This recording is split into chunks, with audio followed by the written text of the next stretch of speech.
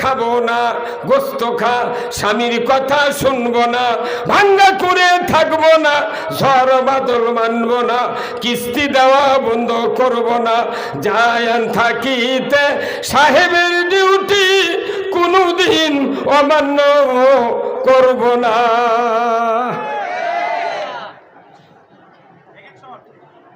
কথা ঠিক কিনা? তাহলে আপনি হয়তো হুজুর এনা সোয়াবের টবের কথা না কয়া আপনি কেন সুদের পাশে লাগলেন, কারণ প্রশ্ন থাকতে পারে কি? কথা ঠিক কিনা? আচ্ছা কোন তো অজু করে যদি কেউ বাই সারে অজু থাকে, কথা কন এই হুজুর আপনি কথা বলেন না গা, অজু করে যদি কেউ বাই সারে অজু থাকবে? থাকবে না। কেউ যদি রোজা রেখে দুপুরবেলা 1 প্লেট ভাত খায়, রোজা থাকবে? থাকবে না। কেউ যদি নামাজ আরম্ভ করে সূরা ফাতিহার পর যদি আপনার ছেলে বলে, আব্বা আমার দাদা আমাকে গরু ধরে খরচ নিয়ে যাচ্ছে, আপনি সূরা ফাতিহা পড়ে ফেলতেছেন, এখন কেরায়েত শুরু করবেন, তখন করছেন বাবা তোর দাদাকে দেরি করবে, আমি নামাজটা পড়ে বাড়াই, তাহলে নামাজ থাকবে ভাই? তাহলে নামাজ ভঙ্গের কারণ জানলেন, রোজা ভঙ্গের কারণ জানলেন, অজু ভঙ্গের কারণ জানলেন, ইমান কেমনি ভাঙ্গে যায় এই বক্তৃতা হয় না। কতক্ষণ কি হুজুর আপনার বাড়ি কোথায়, কি করেন? সেই লোক একই মুখ দেখলে বোঝা যায় খালি গোল্লার মতো খাচ্ছে কথা, কথা ঠিক কিনা?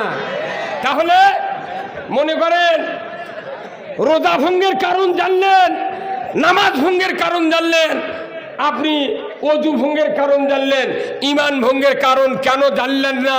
কেন হুজুররা বলল না? এর জন্য কিয়ামতের দিন অবশ্যই জবাব দিতে হবে। আগে ইমান ঠিক করা লাগবে, তারপরে নামাজ কালাম হজ জাকাত করেন না করেন না করেন, আগে 1 নম্বরে কি? তাহলে সুদের টাকা বাংলাদেশে এনজিও দিয়ে চললো, ব্যাংকিং চললো, তারপরে আপনার ব্যক্তিগতভাবে সুদ চললো।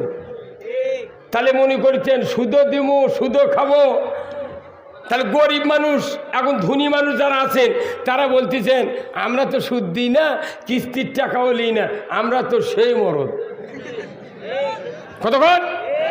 তাহলে গরিব মানুষ নিচ্ছে, ওরা মরুক, আচ্ছা ওরা মরুক, কিন্তু আপনি কত যারা হজ করছে বক্তৃতা আমি করছি, আমিও সুদ দিচ্ছি, কোনোদিন কি পল্লী বিদ্যুতের বিল বাকি পড়েনি ভাই কারু?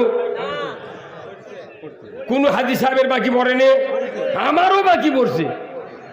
তাহলে পল্লী বিদ্যুতের যখন মোট বিল লেগেছে 3119 টাকা, তারই পরে বলতেছে বিলম্ব মাসুল সহ কি ক্যাপাসিটি করেছে, ওটি বিলম্ব মাসুল লেগেছে। সুদ লেগলে কেউ কারেন্ট নেবে না। হ্যাঁ কথা বল, এই বিলম্ব মাসুল মানে সুদের টাকা ধরে বল, ঠিক কিনা?